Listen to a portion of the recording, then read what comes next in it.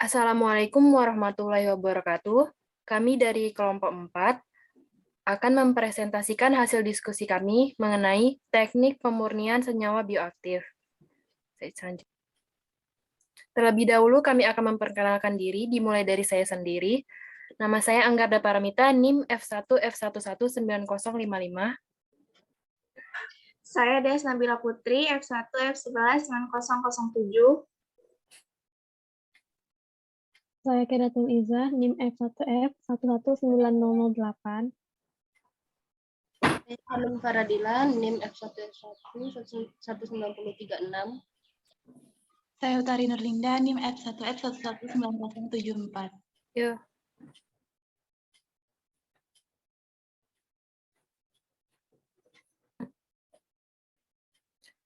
Materi pertama akan saya jelaskan sendiri. Terdapat 5 metode pemurnian senyawa. Yang pertama adalah chemical properties, asam dan basa, rekristalisasi, kromatografi, separasi, dan juga gas kromatografi dan HPLC. Next.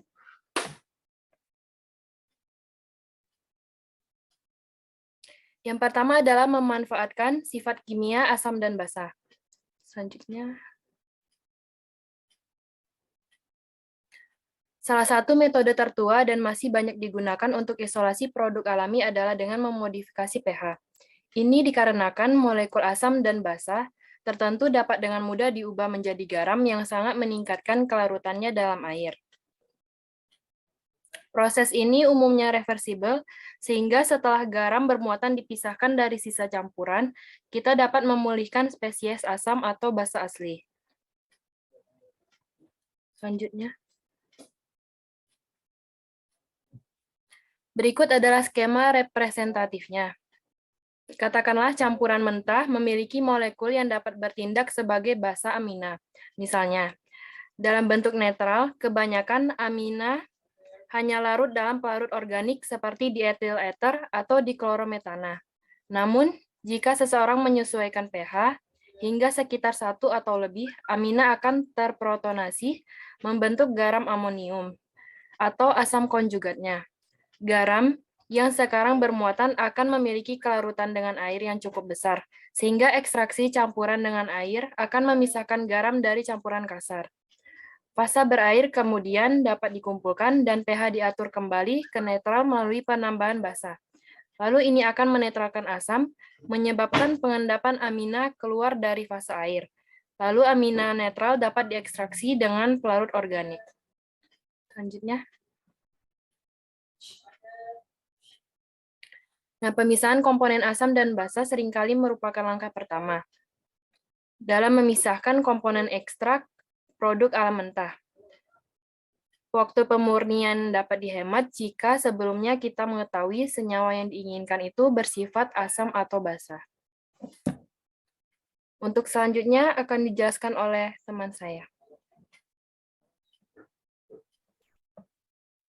Teknik pemurnian yang kedua yaitu destilasi atau separation by boiling point difference.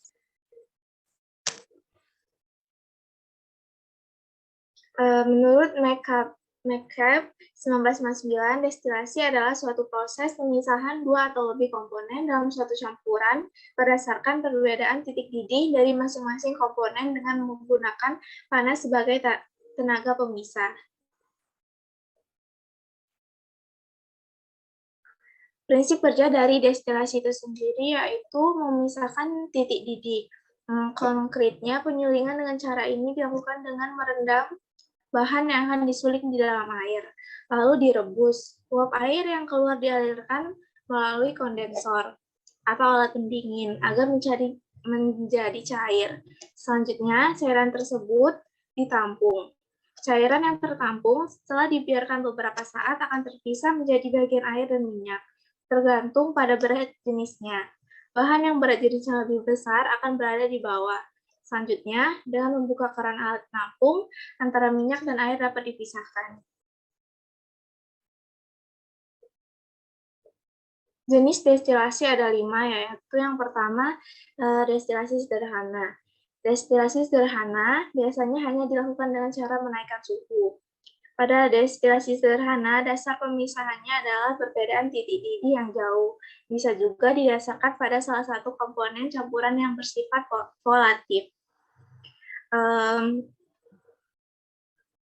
Destilasi sederhana dapat dilakukan untuk memisahkan campuran antara alkohol dengan air biasa.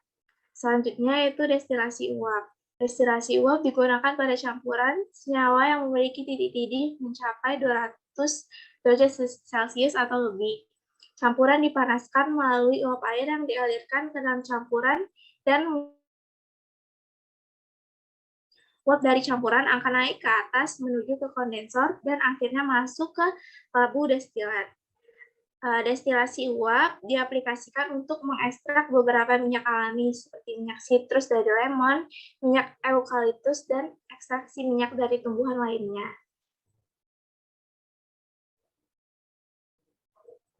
Selanjutnya itu destilasi bertingkat. Jenis destilasi ini digunakan untuk memisahkan komponen cair yang memiliki perbedaan titik didih yang dekat atau kurang dari 20 derajat Celcius dan bekerja pada tekanan atmosfer serta tekanan yang rendah. Pada destilasi bertingkat terdapat kolom fraksionasi untuk pemanasan bertahap pada suhu yang berbeda-beda di setiap kelasnya. Proses pemanasan dengan suhu yang berbeda ini bertujuan untuk memurnikan destilat dari plat yang ada di bawahnya. Destilasi bertingkat biasanya diaplikasikan pada industri minyak mentah untuk memisahkan komponen-komponennya. Yang keempat yaitu destilasi azeotrop. Jenis destilasi ini digunakan untuk memisahkan campuran azeotrop, yaitu campuran 2 atau lebih komponen yang sulit dipisahkan.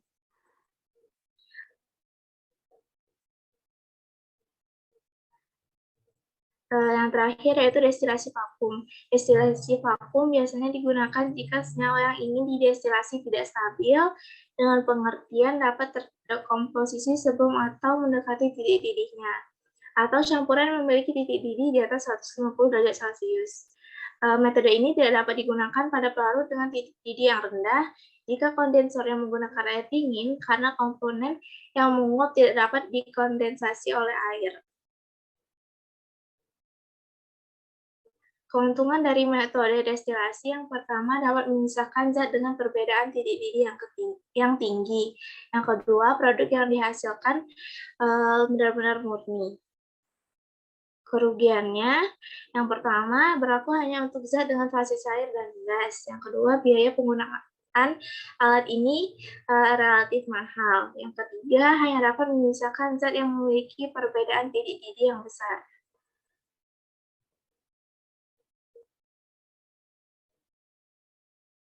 Selanjutnya akan dilanjutkan oleh teman saya, Utari. Baiklah, selanjutnya saya akan menjelaskan metode pemurnian dengan cara rekristalisasi. Rekristalisasi adalah teknik pemurnian suatu zat padat dari campuran atau pengotornya dengan cara mengkristalkan kembali zat tersebut setelah dilarutkan dalam pelarut yang sesuai. Nah, prinsip dasar dari metode ini adalah perbedaan kelarutan antara zat yang akan dimurnikan dengan zat pengotornya. Slide selanjutnya. Nah, langkah awal dalam melakukan metode rekristalisasi ini adalah memilih pelarut yang sesuai, di mana ada 2 syarat untuk pelarut tersebut dapat dipilih sebagai pelarut dalam metode rekristalisasi. Yang pertama itu harus tidak ikut bereaksi. Maksudnya pelarut itu tidak boleh ikut bereaksi dengan zat yang dilarutkan. Jadi dia hanya bisa mampu melarutkan zat yang dimurnikan, tapi tidak melarutkan zat pengotornya. Kemudian daya pelarutnya harus tinggi pada suhu yang tinggi, dan daya pelarut tersebut harus akan semakin turun dengan semakin turunnya suhu. Slide selanjutnya. Nah, berikut adalah proses rekristalisasi. Setelah kita memilih pelarut yang sesuai tadi, maka senyawa itu akan kita murnikan dengan cara dilarutkan ke dalam pelarut panas hingga jenuh. Kemudian dibiarkan mendingin tanpa ada suatu distraksi atau gangguan apapun, di mana pendinginan yang lebih lambat itu cenderung akan menghasilkan kristal yang lebih besar. Pada kondisi kemudian setelah didinginkan, kita pisahkan dan dibersihkan. Pada kondisi yang ideal, seharusnya itu kristal itu hanya akan mengandung senyawa murni dan semua pengotor yang ada itu akan tetap berada di larutan. Namun ada tidak menutup kemungkinan bahwa kristal tersebut itu masih bisa mengandung senyawa pengotor. Hal ini terjadi karena pada dasarnya kristalisasi itu adalah proses mass transfer. Jadi solut atau zat terlarutnya itu akan mendifusi dari larutan dan akan terus terkristalkan di permukaan layer demi layer. Jadi pas tahap pembuatan layer baru inilah dia itu bisa sering terjadi co-crystallization atau inclusion. Jadi terperangkap impuritas tersebut dalam kristal. Oleh karena itu, untuk meningkatkan kemurnian itu, maka kita dapat melakukan proses rekristalisasi secara berulang agar konsentrasi pengotornya itu dapat kita kurangi. Namun juga tetap harus memperhatikan kemungkinan bahwa sejumlah kristal itu dapat hilang karena terbatasnya kelarutan senyawa yang dimurnikan. Slide selanjutnya. Nah, berikut adalah parameter kristal yang dihasilkan. Itu ada dua, ada ukuran sama bentuknya. Kalau ukuran itu semakin besar ukuran kristalnya, maka semakin baik untuk memudahkan proses penyaringan dan pembersihan. Sedangkan bentuk di sini, bentuk kristal yang dihasilkan itu bisa bermacam-macam. Namun semakin sederhana bentuknya seperti jarum, kubus, itu akan lebih baik karena lebih mudah dibersihkan. Sedangkan bentuk yang kompleks seperti berlekuk-lekuk atau berlubang-lubang itu akan menyulitkan pembersihan. Selain itu juga akan ada kemungkinan hal tersebut menyebabkan masih terperangkapnya cairan induk sehingga mempengaruhi kemurniannya. Sedangkan keuntungan dari metode rekristalisasi ini adalah dia efisien karena operasionalnya sangat mudah, terus biaya yang dikeluarkan itu murah dan bisa digunakan untuk skala yang sangat kecil mulai dari beberapa miligram. Selanjutnya rekan saya. Selanjutnya ada kromatografi lapis tipis. Kromatografi lapis tipis ini merupakan cara pemisahan campuran senyawa menjadi senyawa murninya dan mengetahui kuantitasnya yang digunakan. Prinsip kerjanya memisahkan sampel berdasarkan perbedaan kepolaran antara sampel dengan pelarut yang digunakan. Teknik ini biasanya menggunakan fase diam dari satu plat silika dan fase geraknya disesuaikan dengan jenis sampel yang ingin dipisahkan. Pelaksanaan PLT yang pertama yaitu fase diam, merupakan penjerap yang berukuran kecil dengan diameter partikel 10-30 mikromili. Fase diam yang paling sering digunakan adalah silika dan serbuk selulosa. Yang kedua ada fase gerak. Sistem yang paling sederhana ialah campuran dua pelarut organik karena daya campuran kedua pelarut ini dapat mudah diatur sedemikian rupa sehingga pemisahan dapat terjadi secara optimal. Yang ketiga, ada aplikasi atau penotolan sampel. Untuk memperoleh reprodusibilitas, volume sampel yang ditotolkan paling sedikit 0,5 mikroliter. Yang keempat, yaitu pengembangan. Sampel yang ditotolkan kemudian dikembangkan dalam bejana kromatografi sebelumnya telah dijenuhi oleh uap fase gerak. Kemudian tapi bagian bawah lempeng yang telah ditotoli sampel dicelupkan ke dalam fase gerak kurang lebih 0,5 sampai 1 cm. Yang kelima ada deteksi bercak, yaitu ada dua. Yang pertama cara kimia adalah cara yang biasanya digunakan yaitu dengan cara mereaksikan bercak dengan suatu reaksi melalui penyemprotan sehingga bercak menjadi jelas. Yang kedua yaitu cara fisika. Dapat digunakan untuk menampakkan bercak adalah dengan cara pencacahan radioaktif serta fluoresensi sinar ultraviolet. Yang keenam yaitu perhitungan nilai RF.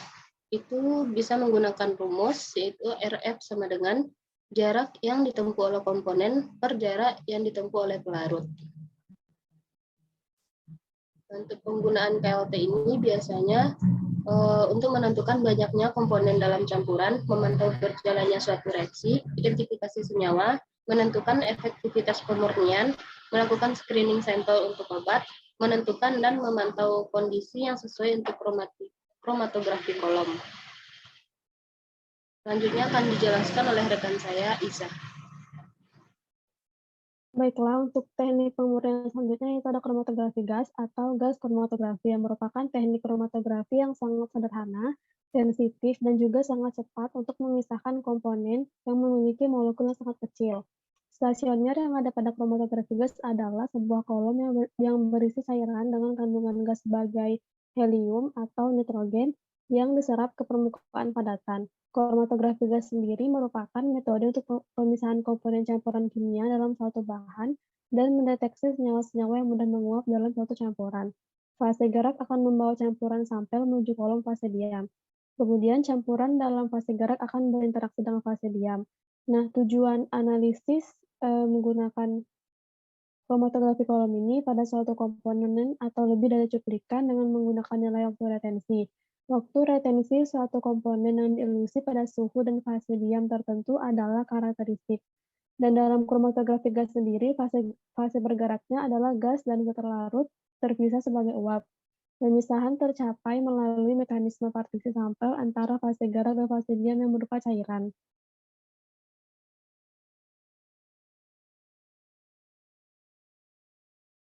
Prinsip kerja dari kromatografi gas, yang pertama, gas dalam silinder bejana bertekanan tinggi dialirkan melalui kolom yang berisi fase diam. Lalu, cuplikan yang berisi campuran yang akan dipisahkan disuntikkan ke dalam aliran gas tersebut. Kemudian, cuplikan dibawa oleh gas ke dalam kolom, dan di dalam kolom terjadi proses pemisahan. Selanjutnya, komponen-komponen campuran yang telah terpisahkan satu persatu meninggalkan kolom. Suatu detektor diletakkan di ujung kolom untuk mendeteksi jenis maupun jumlah tiap komponen dalam campuran. Hasil pendeteksian direkam dengan recorder dan dinamakan kromatogram yang terdiri dari beberapa peak. Nah, jumlah peak yang dihasilkan itu menyatakan jumlah senyawa yang terdapat dalam campuran.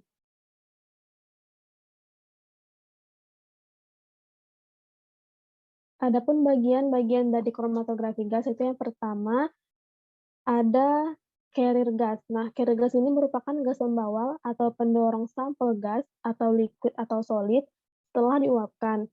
Setelah sampel dalam bentuk cair diinjeksikan di injektor dan menguap, maka carrier gas akan membawa uap tersebut masuk ke dalam kolom di mana pemisahan terjadi pada akhirnya menuju detektor untuk dideteksi.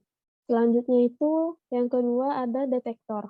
Di detektor ini apakah detektor yang akan digunakan itu menentukan carrier gas yang akan digunakan. Nah, apabila menggunakan detektor seperti GCMS atau yang lainnya, maka carrier gasnya itu harus helium dan dapat menggunakan nitrogen juga. Selanjutnya, bagian-bagiannya itu ada flow controller. Nah, bagian ini merupakan bagian yang mengatur aliran gas carrier gas sesuai dengan metode analisa yang digunakan. Flow controller ini dapat berupa flow controller manual atau elektronik. Selanjutnya ada injektor. Injektor ini merupakan bagian di mana sampel memasuki sistem GC. Lalu ada kolom. Kolom ini bagian yang terletak di mana pemisahan tersebut terjadi. Bagus atau buruknya pemisahan dominan diakibatkan dari pilihan kolom, baik isi kolom maupun dimensi dari kolom itu sendiri. Next.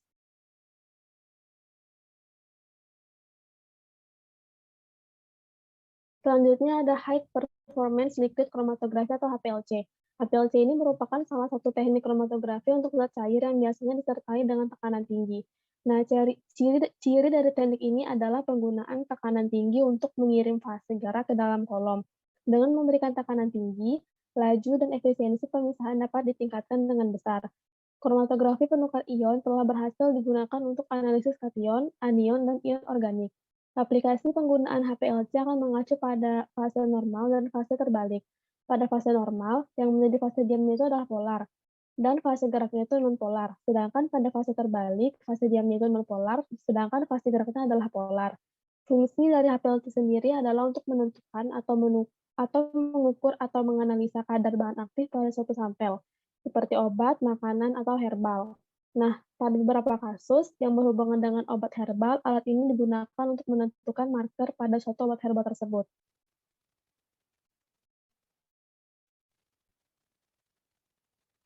Prinsip kerja HPLC. Secara sederhana, HPLC ini bekerja mengacu pada metode fase gerak dan fase diam. Namun, secara detailnya tentu ada banyak hal yang dilakukan pengukuran. Berikut merupakan gambaran sketsa alat HPLC dengan bagiannya masing-masing.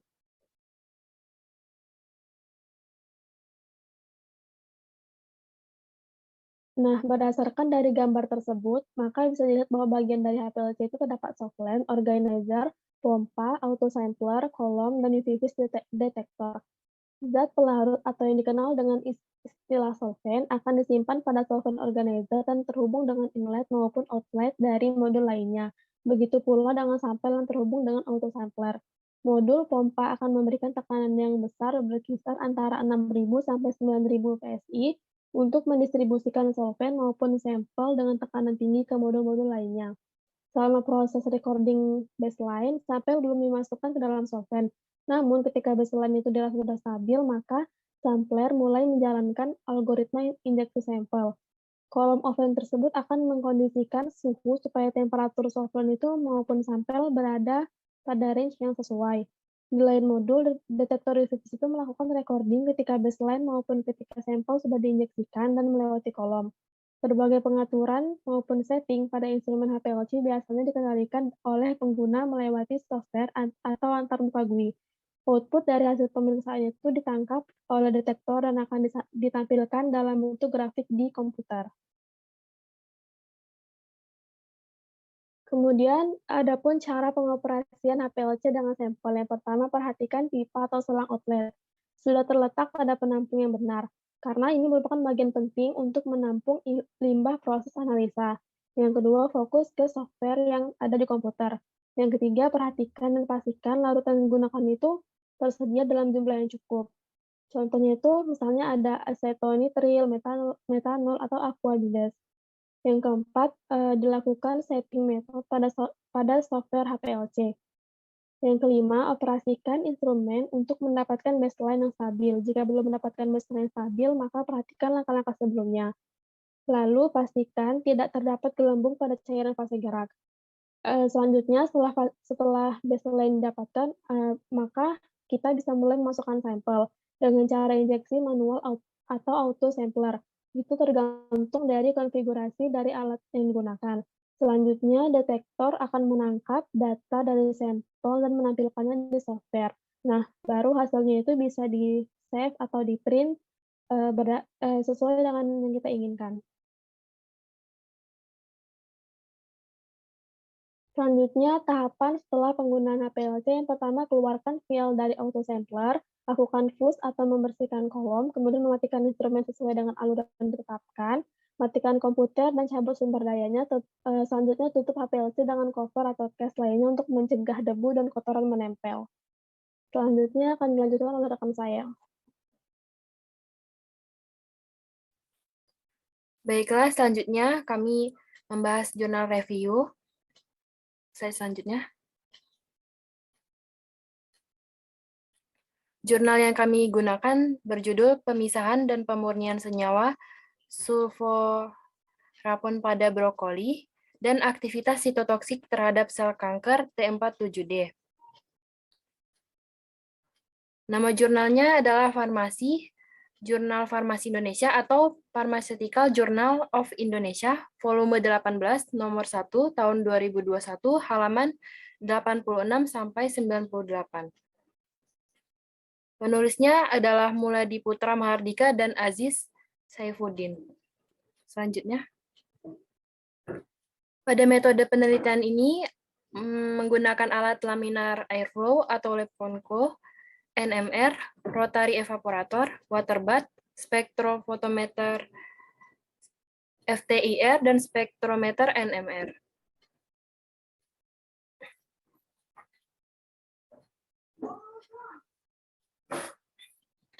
Bahan yang digunakan antara lain tanaman brokoli, aseton, dimethyl sulfoxide, Dulbeco modified Eagles medium, 5% fungizon, fosfat buffer salin, plat KLT silika gel impregnasi, silika gel 60 RP18 F254, Roswell Park Memorial Institute, sel MCF7, sel T47D, silika gel, sodium, dodesil sulfat, dan tripsin EDTA 0,25%.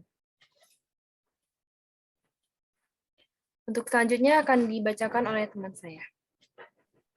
Purifikasi dilakukan dengan menggunakan metode kromatografi kolom dengan absorben Sepadex LH20 dan dielusi menggunakan metanol.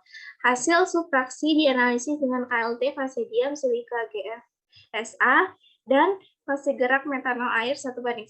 Selanjutnya, yang memiliki noda tunggal dilakukan KLT preparatif menggunakan fase diam silika GF 84 RP18 dengan fase gerak kloroforum. Sinyal hasil isolasi kemudian dicek kemurniannya menggunakan KLT pada fase diam silika GF4 dan dengan fase gerak kloroforum.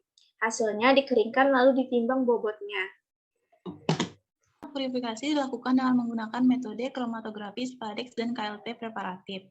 Node yang sudah tunggal diambil kemudian ditimbang. Hasil dari kromatografi kolom nomor 19 dan 20 diperoleh fraksi dengan bobot yaitu 118,3 mg. Kemudian dikromatografi Spadex dan dielusi dengan metanol sebagai eluennya. Fraksi-fraksinya ditampung dalam botol kaca setiap 20 ml, kemudian dimonitoring dengan KLT.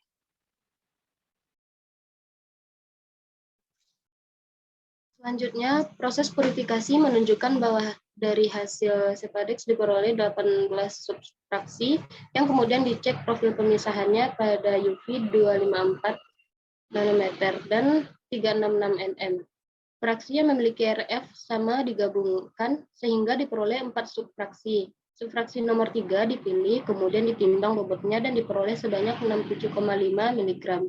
Subfraksi tersebut kemudian dilakukan pemurnian dengan metode KLT preparatif dengan fase diam silika GF254 RP18 dan fase geraknya metanol air dengan perbandingan 1:1. Isolat tersebut kemudian dicek menggunakan KLT apakah hanya terdiri dari noda tunggal atau masih ada beberapa noda. Hasil dari pemurnian diperoleh 2 isolat. Isolat 1 tidak diambil karena nodanya sangat tipis. Isolat 2 diambil namun masih memiliki 2 noda sehingga kembali dilakukan KLT preparatif dengan fase gerak kloroforum. Hasil dari pemurniannya itu diperoleh 1 noda dengan bobot isolat 8 mg. Sebagaimana diketahui komponen utama dari brokoli merupakan flavonoid. Nah, menurut referensi dari Liang 2005, senyawa utama yang menyusun brokoli adalah sulforaphen. Jumlah isolat yang diperoleh rendah kemungkinan karena faktor pemanasan pada tahap pemisahan tersebut dengan pelarut antara pelarut dengan sampel. Karena sulforaphen ini sendiri menurut penelitian kurang stabil pada suhu tinggi. Sulforaphen rentan terhadap degradasi oleh oksigen, panas, dan kondisi basah. Saya kembalikan ke moderator. Baiklah, sekian presentasi hasil diskusi kami. Kurang dan lebihnya, serta apabila terdapat kesalahan kata, kami memohon maaf. Wassalamualaikum warahmatullahi wabarakatuh.